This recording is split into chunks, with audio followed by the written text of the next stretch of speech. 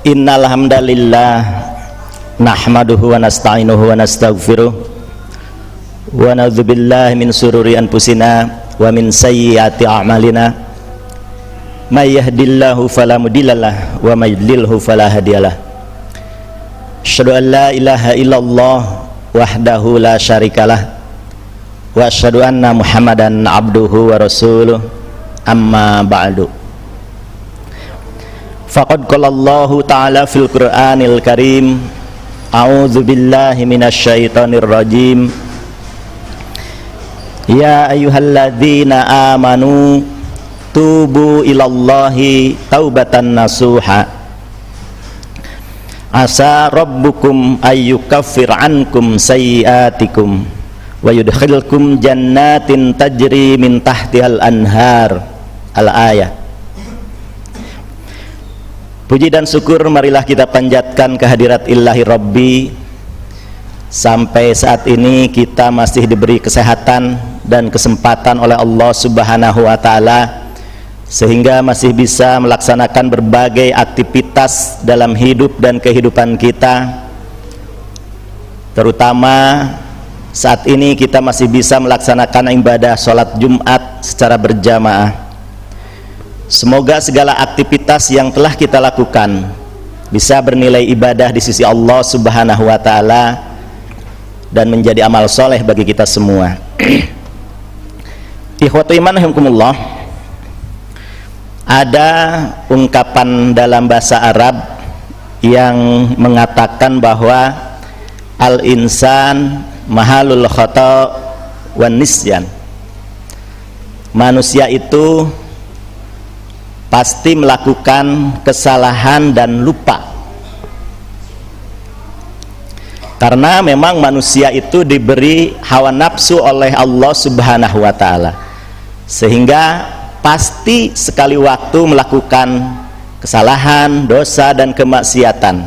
Namun dalam waktu yang lain pasti melakukan kebaikan, ibadah kepada Allah Subhanahu wa Ta'ala. Walau terkadang kalau kita hitung-hitung, kita menghisab diri, ternyata mungkin saja kita lebih banyak melakukan dosa dan kesalahan-kesalahan kita, baik yang disengaja ataupun yang tidak disengaja, sadar atau tidak sadar, kita melakukan dosa dan kesalahan-kesalahan dalam kehidupan sehari-hari kita. Sehingga kemudian Allah Maha mengetahui bahwa manusia itu pasti melakukan dosa dan kemaksiatan, sehingga Allah kemudian menyediakan ampunan atas dosa-dosa manusia. Dan ampunan Allah itu ada dua hal. Ada yang Allah memberikan ampunan itu manusia harus bertaubat terlebih dahulu, tapi ada juga yang kemudian Allah memberikan ampunan terhadap manusia itu tanpa taubat terlebih dahulu, secara otomatis sesuai dengan kehendak Allah Subhanahu wa Ta'ala. Dan cara Allah mengampuni dosa manusia juga ada dua hal. Pertama adalah dengan cara ditutupi dosa kita, artinya dosa kita masih ada tercatat dalam catatan amal kita. Kemudian nanti di akhirat juga masih akan ditanyakan, dikonfirmasi apakah kita benar melakukan dosa tersebut.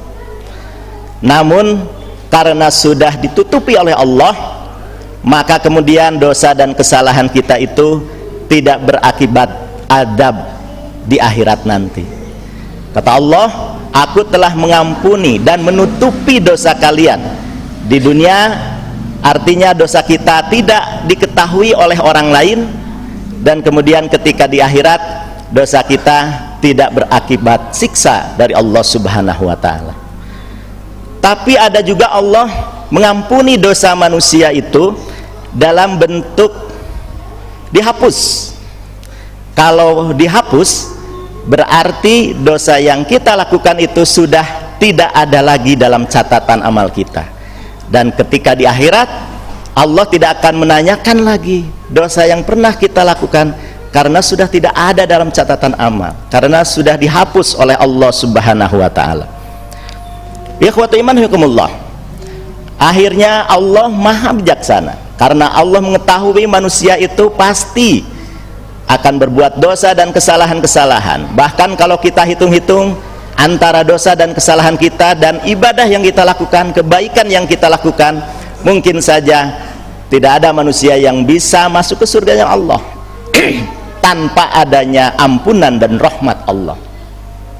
Sehingga kemudian Allah menjadikan beberapa amal ibadah yang bisa menghapus dosa-dosa kita, yang bisa menutupi dosa-dosa kita, yang bisa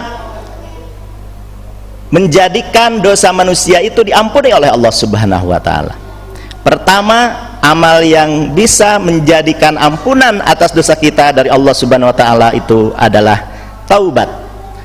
Dalam Al-Quran surah At-Tahrim ayat ke-8 yang tadi saya bacakan dalam muqaddimah, Allah telah berfirman, ya ayyuhalladzina amanu, hai orang-orang yang beriman, tubu ilallahi taubatan nasuha, bertobatlah kalian dengan taubat yang sebenar-benarnya taubat.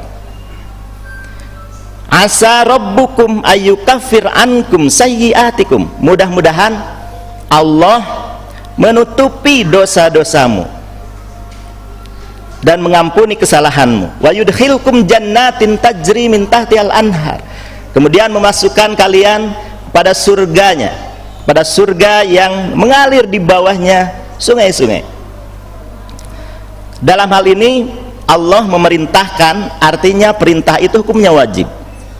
Perintah itu perintah bertobat kepada Allah, itu menjadi perintah yang hukumnya fardu ain bagi setiap manusia pada setiap kesempatan dan setiap waktu, selama masih ada kesempatan, selama napas masih ada dalam diri kita, selama ajal belum sampai di tenggorokan, dan selama belum terjadi kiamat, maka masa itu masa-masa yang bila kita bertobat masih bisa dikabulkan oleh Allah Subhanahu wa ta'ala. Hanya untuk diampuni Allah dengan cara taubat, ada beberapa syarat yang harus kita lakukan. Syarat dari taubat itu, kalau dosa dan kesalahannya hubungannya langsung dengan Allah, maka ada 4 syarat yang harus kita lakukan.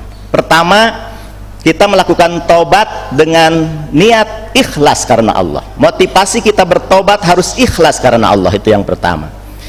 Yang kedua, kemudian hendaklah kita berhenti melakukan dosa dan kesalahan kita. Itu syarat tobat yang kedua. Syarat tobat yang ketiga adalah kita harus merasa menyesal telah melakukan dosa dan kemaksiatan tersebut. Dan syarat keempat, kita harus memiliki ajang, memiliki motivasi, keinginan yang kuat dalam diri kita untuk tidak mengulangi lagi dosa tersebut. Itu 4 syarat yang harus kita lakukan agar dosa kita diampuni oleh Allah Subhanahu wa ta'ala, agar taubat kita diterima oleh Allah.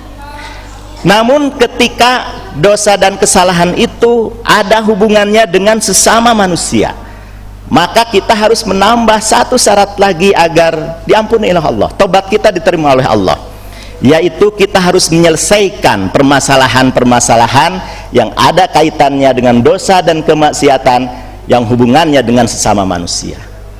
Kalau misalkan yang kita lakukan kesalahan dan dosa itu adalah memakan harta orang lain yang bukan hak kita, mencuri ataupun korupsi, maka agar tobat kita diampuni adalah kita harus mengembalikan harta yang sudah kita curi tersebut. Kalau misalkan dosa itu yang ada hubungannya dengan sesama manusia, gibah misalkan, atau menuduh zina, maka kita harus meminta maaf terlebih dahulu terhadap orang yang kita gibah, yang kita tuduh zina. Baru kemudian Allah akan menerima tobat kita. Itu masalahnya bila kesalahan dan dosa yang kita lakukan itu hubungannya dengan sesama manusia. Hanya yang jelas, kita sebagai manusia, sebagai makhluk sosial, tentunya akan banyak sekali dosa dan kesalahan-kesalahan yang kita lakukan antar sesama manusia. Artinya kita harus berhati-hati agar jangan sampai kita terlalu banyak melakukan dosa dan kesalahan dengan manusia, karena syarat tobatnya itu cukup lumayan berat. Kita harus ada islah dulu dengan orang yang pernah kita perbuat kejahatan-kejahatan kita. Ikhwatu iman hikumullah, amal yang kedua yang bisa mendapatkan ampunan dari Allah Subhanahu wa taala adalah istighfar. Dalam Al-Qur'an surah An-Nisa ayat ke-110 Allah telah berfirman, wa may ya'mal su'an aw yadlim nafsahu thumma yastaghfirillah yajidillah ghafurur rahim. Kata Allah, dan siapa saja yang mengerjakan kejahatan atau menganiaya diri mereka sendiri, kemudian ia beristighfar kepada Allah, memohon ampun kepada Allah, niscaya ia akan mendapati Allah itu Maha Pengampun dan Maha Penyayang. Berbicara masalah istighfar, kalau kita melihat Rasulullah Shallallahu Alaihi Wasallam dalam hadis riwayat Imam Bukhari, Rasul telah bersabda seperti ini, wallahi inni la astaghfirullah wa atubu ilaih fil yaumi aksaru min sab'ina marrah, aksaru min sab'ina marrah. Begitu dikatakan oleh Rasulullah, demi Allah aku sungguh telah beristighfar pada Allah dan bertaubat kepadanya dalam satu hari itu lebih dari 70 kali. Bahkan dalam hadis riwayat Imam Muslim, Rasul telah bersabda, ya ayuhan nas, wahai manusia, tubu ilallahi, bertobatlah kamu kepada Allah, fa inni atubu fil yaumi ilaih mi'atu marrah, mi'ata marrah, gitu kata Rasulullah. Karena katanya aku bertobat kepada Allah itu 100 kali dalam sehari. Bayangkan, Rasulullah yang sudah dijamin masuk surga, yang dimaksum dari dosa dan kesalahan-kesalahan, tapi beliau masih mengamalkan istighfar dan bertobat kepada Allah sampai 100 hari dalam sehari. Tentunya apalagi kita yang tidak dijamin, yang belum dijamin masuk surga, yang banyak melakukan dosa dan kemaksiatan-kemaksiatan. Akhirnya kita harus banyak melakukan istighfar dan taubat kepada Allah atas dosa-dosa kita. Ikhwati iman hikumullah, yang ketiga, amal yang akan mendapatkan ampunan Allah itu adalah melakukan amal-amal kebaikan. Ada rumus dari Rasulullah Sallallahu Alaihi Wasallam. Kata Rasulullah, ittaqillaha haitsu ma kunta, bertakwalah kalian kepada Allah dimanapun kamu berada. Wa atbi'is sayyi'atal hasanata tamhuha, dan ikutilah perbuatan jahat itu, keburukan itu dengan kebaikan, tamhuha, agar bisa menghapusnya. Wa khaliqin nas bi khuluqin hasanin, dan bergaulah dengan manusia dengan akhlak yang baik. Artinya ketika kita melakukan dosa dan kemaksiatan, maka kemudian kita harus mengikutinya dengan berbuat baik, berbuat ibadah, agar bisa menghapusnya atau mengimbanginya. Karena kelak di kemudian hari, di hari akhir, kita akan mengalami yaumul hisab, hari penghitungan amal, yaumul mizan, hari penimbangan amal. Ketika amal kita ditimbang, maka amal kebaikan kita harus lebih berat dari timbangan amal keburukan kita, agar kita bisa langsung masuk ke surganya Allah. Nah, sehingga rumus dari Rasulullah, ketika kita melakukan dosa dan kesalahan, kemudian imbangi dengan berbuat baik, agar kemudian ketika ditimbang masih tetap amal kebaikan kita lebih berat timbangannya daripada amal keburukan kita. Ghafarallahu li wa.